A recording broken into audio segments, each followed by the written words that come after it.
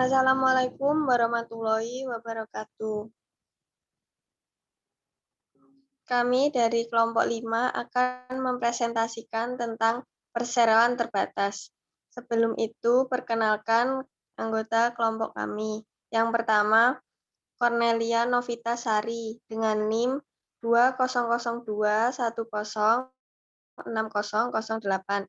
Yang kedua ada Muhammad Rama Al-Faruq dengan NIM 2002106010. Dan yang ketiga ada saya sendiri, Andin Nugrahaning Tias dengan NIM 2002106013.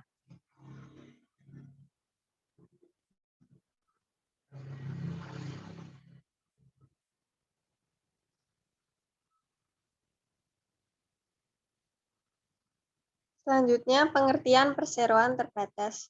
Perseroan terbatas atau PT adalah suatu persekutuan yang didirikan berdasarkan perjanjian untuk menjalankan usaha yang memiliki modal terdiri dari saham-saham, yang pemiliknya memiliki bagian sebanyak saham yang dimilikinya. Kemudian dasar hukum. Dasar hukumnya yang pertama, nomor 40 tahun tentang perseroan terbatas. Yang kedua, berlaku sejak diundangkan, yaitu pada tanggal 16 Agustus 2007. Dan yang ketiga, menggantikan Undang-Undang tentang perseroan terbatas.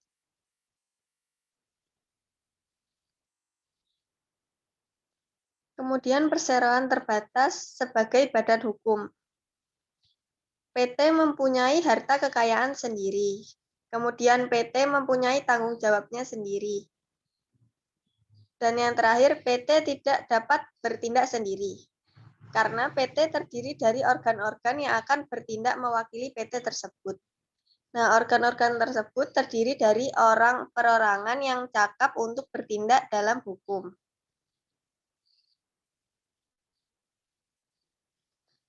Kemudian pendirian PT. Yang pertama, untuk mendirikan PT harus dengan menggunakan akta resmi atau akta yang dibuat oleh notaris, yang di dalamnya dicantumkan nama lain dari perseroan terbatas, modal, bidang usaha, alamat perusahaan, dan lain-lain. Yang kedua, PT mempunyai nama dan tempat kedudukan dalam wilayah negara Republik Indonesia yang ditentukan dalam anggaran dasar.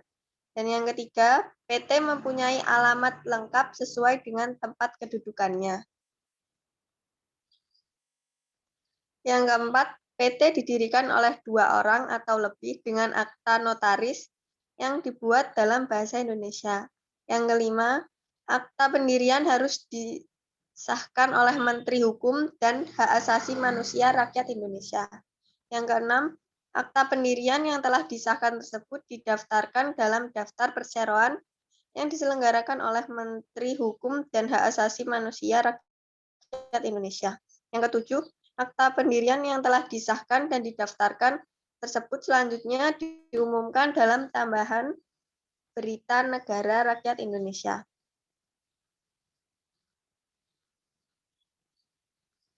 Kemudian anggaran dasar perseroan terbatas. Anggaran dasar memuat sekurangnya yang pertama nama PT, tempat kedudukan PT, maksud dan tujuan PT, kegiatan usaha PT, jangka waktu berdirinya PT, modal dasar, modal ditempatkan dan modal disetor PT. Kemudian ada jumlah saham, klasifikasi saham, hak-hak yang melekat pada tiap-tiap klasifikasi dan jumlah nominal masing-masing. Selanjutnya akan dibacakan oleh Cornelia.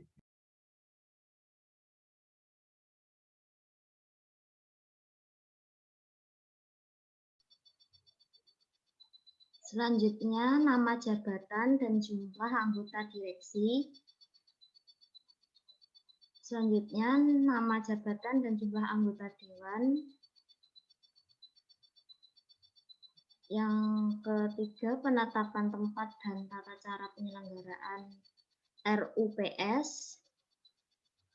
Berikutnya, tata cara pemilihan pengangkatan, penggantian, dan pemberhentian anggota direksi. Selanjutnya, tata cara pemilihan, pengangkatan, penggantian, dan pemberhentian anggota Dewan Komisaris. Yang terakhir ada tata cara penggunaan laba dan pembagian dividen.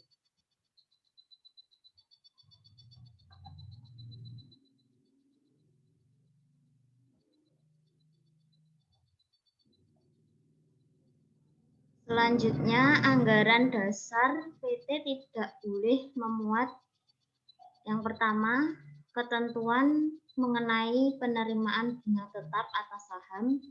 Yang kedua, ada ketentuan mengenai pemberian manfaat pribadi kepada pendiri atau pihak lain. Berikutnya adalah modal perseroan terbatas atau PT. Modal dasar PT terdiri atas seluruh nilai nominal saham. Yang kedua, modal dasar PT paling sedikit rupiah. Yang selanjutnya, paling sedikit 25% dari modal dasar harus ditempatkan dan disetor penuh. Yang terakhir ada modal ditempatkan dan disetor penuh dibuktikan dengan bukti penyetoran yang sah. Selanjutnya, setiap saham wajib memiliki nilai nominal. Berikutnya, setiap saham mewakili satu suara dalam RUPS. Selanjutnya, setiap saham harus diterbitkan atas nama. Berikutnya, pengeluaran saham lebih lanjut yang dilakukan setiap kali untuk menambah modal yang ditempatkan harus disetor penuh. Selanjutnya, penyetoran atas modal saham dapat dilakukan dalam bentuk uang dan atau dalam bentuk lainnya. Saham perseroan terbatas, yaitu saham PT dikeluarkan atas nama pemiliknya. Yang kedua, nilai saham harus dicantumkan dalam mata uang rupiah. Yang ketiga, saham tanpa nilai nominal tidak dapat dikeluarkan. Yang keempat, direksi PT wajib mengadakan dan menyimpan daftar pemegang saham. Yang kelima, pemegang saham diberi bukti pemilik saham untuk saham yang dimilikinya. Yang keenam, ada pemegang saham PT tidak bertanggung jawab secara pribadi atas perikatan yang dibuat atas nama PT dan tidak bertanggung jawab atas kerugian PT melebihi saham yang dimiliki.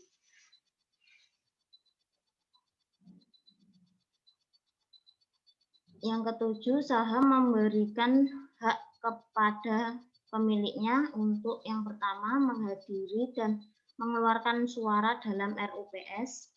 Yang kedua, menerima pembayaran dividen dan sisa kekayaan hasil likuidasi. Berikutnya, menjalankan hak lainnya berdasarkan UU Nomor 40 Tahun 2007 tentang perseroan terbatas. Selanjutnya, pengalihan hak atas saham, yaitu memerlukan RUPS. Yang kedua, diperlukan akte yang bertujuan untuk mengalihkan hak atas saham. Yang ketiga, dilaporkan kepada Menteri Hukum dan Hak Asasi Manusia Republik Indonesia. Berikutnya akan dilanjutkan oleh Rama.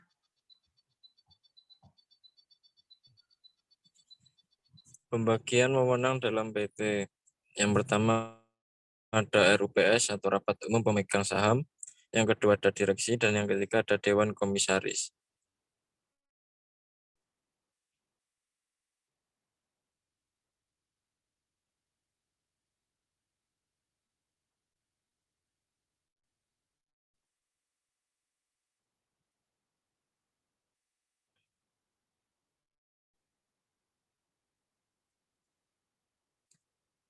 Rapat Umum Pemegang Saham atau RUPS. Dalam RUPS atau Rapat Umum Pemegang Saham, semua pemegang saham sebesar atau sekecil apapun sahamnya memiliki hak untuk mengeluarkan suaranya.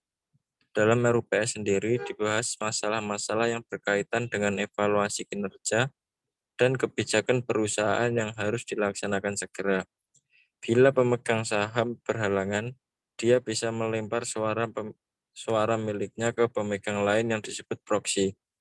Hasil RUPS biasanya dilimpahkan ke komisaris untuk diteruskan ke direksi untuk dijalankan. Ada beberapa isi RUPS. Yang pertama, menentukan direksi dan pengangkatan komisaris, dan yang kedua memberhentikan direksi atau komisaris. Yang ketiga, menetapkan besar gaji direksi dan komisaris. Yang keempat, mengevaluasi kinerja perusahaan. Yang kelima, memutuskan rencana penambahan atau pengurangan saham perusahaan. Dan yang keenam, menentukan kebijakan perusahaan. Dan yang terakhir, mengumumkan pembagian laba atau dividen.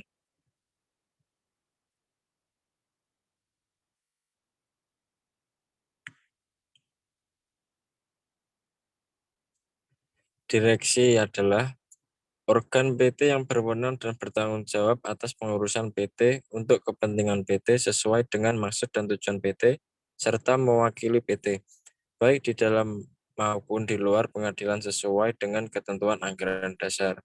Untuk Dewan Komisaris adalah organ PT yang bertugas melakukan pengawasan secara umum dan atau khusus sesuai dengan anggaran dasar serta memberi nasihat kepada direksi.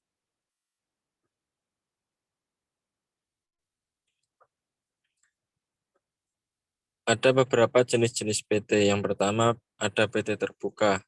Perseroan terbuka adalah perseroan terbatas yang menjual sahamnya kepada masyarakat melalui pasar modal atau go public. Jadi sahamnya ditawarkan kepada umum, diperjualbelikan melalui bursa saham dan setiap orang berhak untuk membeli saham perusahaan tersebut. Dan yang kedua ada PT tertutup. Perseroan terbatas tertutup adalah perseroan terbatas yang modalnya berasal dari kalangan tertentu, misalnya pemegang sahamnya hanya dari kerabat dan keluarga saja, atau kalangan terbatas dan tidak dijual kepada umum.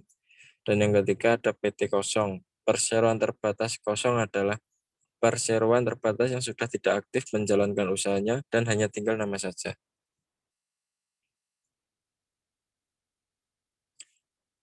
Ada beberapa kelebihan dari PT. Untuk yang pertama, kewajiban terbatas. Yang kedua, masa hidup abadi. Yang ketiga, efisiensi manajemen. Dan yang terakhir, perubahan kepemilikan perusahaan dan dilakukan tanpa perlu membubarkan perusahaan. Dan untuk kelemahan PT, yang pertama ada kerumitan perizinan dan organisasi. Yang kedua, pajak penghasilan dikenakan terhadap PT dan dividen para pemegang saham. Dan yang ketiga, semakin besar suatu PT, ada kecenderungan hubungan antar personal menjadi terlalu formal. Selain itu, ada perbedaan motif antara pemilik PT dan pengurus PT.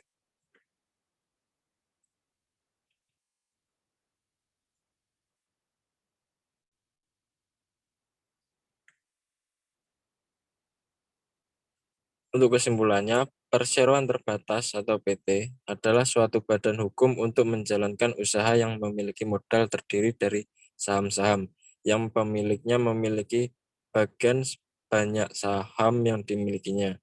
Karena modalnya terdiri dari saham-saham yang dapat diperjualbelikan, perubahan kepemilikan perusahaan dapat dilakukan tanpa membubarkan perusahaan. Dan yang kedua, untuk mendirikan PT harus memenuhi syarat dan ketentuan sesuai dengan peraturan yang berlaku.